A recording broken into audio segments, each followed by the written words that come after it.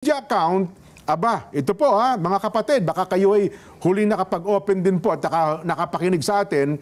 May tinanggap kaming bilin ni Nelson bilang mga kaanib po sa Iglesia ni Cristo na ang mga kapatid po sa Iglesia ay naghahanda na magsagawa ng rally upang ipahayag sa lahat ng mga kinaukulan na ang Iglesia ni Cristo ay pabor sa opinyon ng Pangulong Bongbong Marcos na hindi sumang-ayon sa isinusulong ng ilang sektor na impeachment dahil maraming problema ang ating bansa na dapat unahin ng pamahalaan.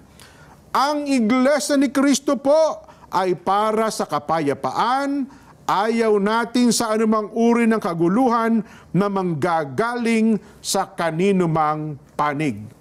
Yan po ang tagubilin na tinanggap namin ni Nelson bilang kaanib sa Iglesia ni Cristo. Malinaw po yan, ha?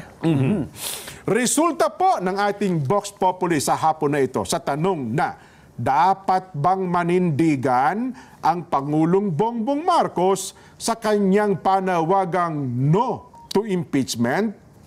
100% ang nagsabing opo, dapat manindigan ng Pangulo.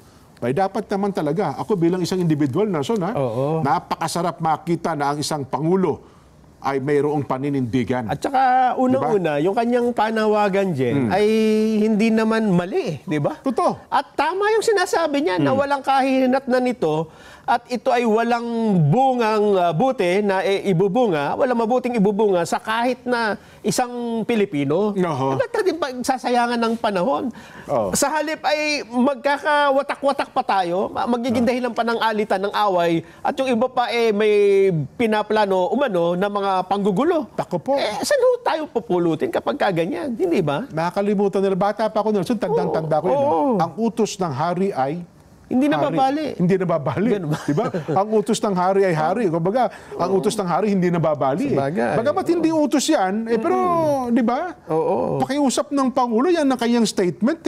Bata pa po ako malit, alam na natin yan. At saka, buti sana kung ang sinasabi niya ay tahasan yung masasabi. Hindi, mali ka dyan, Pangulo. Pagka ng impeachment ito, natuloy ito, magkakaulam yung mga walang ulam, magkakabigas sa palabigasan. Imposible. Dadami ang produksyon ng palay. Naku po. Sige nga, tagdigan nyo nga yung posisyon na yan, hindi ba? Kung meron sana magsasabing ganyan, tuloy natin yan.